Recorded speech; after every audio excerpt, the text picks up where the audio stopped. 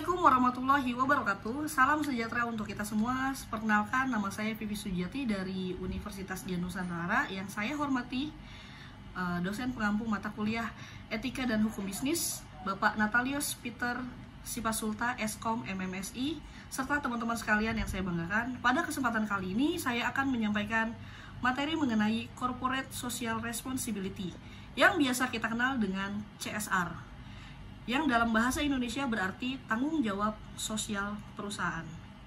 Apa itu CSR?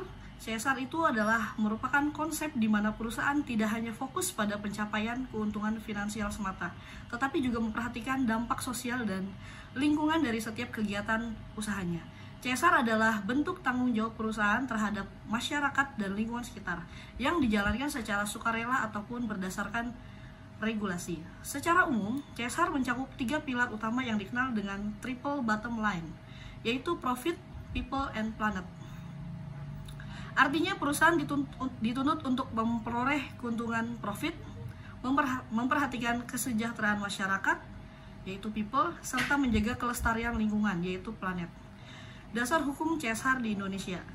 CSR bukan hanya tanggung jawab moral, tetapi juga sudah menjadi dasar hukum yang kuat di Indonesia. Salah satu regulasi yang mengatur CSR adalah Undang-Undang Nomor 40 Tahun 2007 tentang Perseroan Terbatas, khususnya pada pasal 74 yang mewajibkan perusahaan yang berkegiatan usahanya berkaitan dengan sumber daya alam untuk melaksanakan tanggung jawab sosial dan lingkungan. Selain itu, peraturan turunan seperti PP Nomor 47 Tahun 2012 tentang tanggung jawab sosial dan lingkungan perseroan terbatas juga memberikan penjelasan lebih lanjut mengenai bentuk dan pelaksanaan CSR oleh perusahaan. Dengan demikian, pelaksanaan CSR di Indonesia tidak hanya berbasis etika, tetapi juga bersifat wajib untuk sektor-sektor tertentu. Bentuk-bentuk CSR sangat beragam, tergantung pada usaha dan kebutuhan masyarakat sekitar. Beberapa contoh CSR antara lain program pendidikan seperti pemberian beasiswa, pelatihan keterampilan, atau pembangunan fasilitas sekolah. Yang kedua, pemberdayaan ekonomi masyarakat, misalnya melalui pelatihan kewirausahaan, bantuan modal usaha, atau kerjasama dengan UMKM lokal. Yang ketiga, pelestarian lingkungan, seperti penanaman pohon, pengelolaan limbah, pengurangan emisi karbon, dan konservasi sumber daya alam. Yang keempat, kesehatan masyarakat, seperti pengobatan gratis, pembangunan klinik, atau kampanye hidup sehat. Yang kelima, respon sosial cepat tanggap, seperti bantuan pada korban bencana alam. CSR memberikan manfaat tidak hanya pada masyarakat dan lingkungan, tetapi juga bagi perusahaan itu sendiri.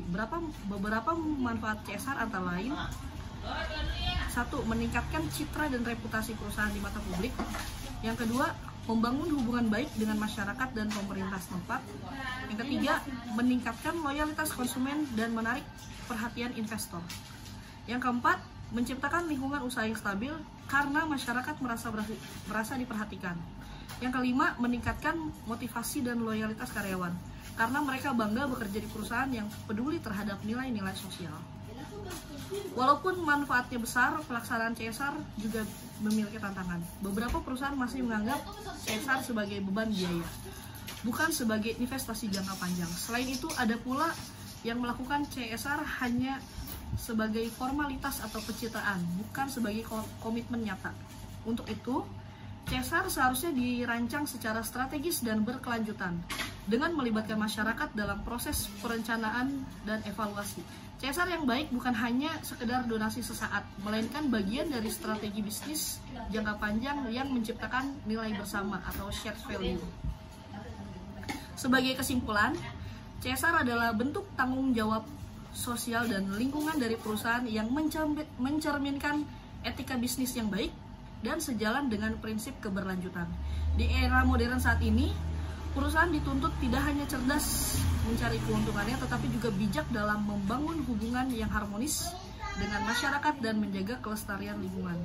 Dengan penerapan CSR yang baik, perusahaan tidak hanya memberi, tetapi juga menerima, baik dalam bentuk kepercayaan publik, loyalitas konsumen, maupun keberlanjutan usaha itu sendiri. Demikian yang dapat saya sampaikan, semoga materi ini bermanfaat dan dapat menambah wawasan untuk kita semua. Terima kasih atas perhatiannya teman-teman sekalian. Wassalamualaikum warahmatullahi wabarakatuh.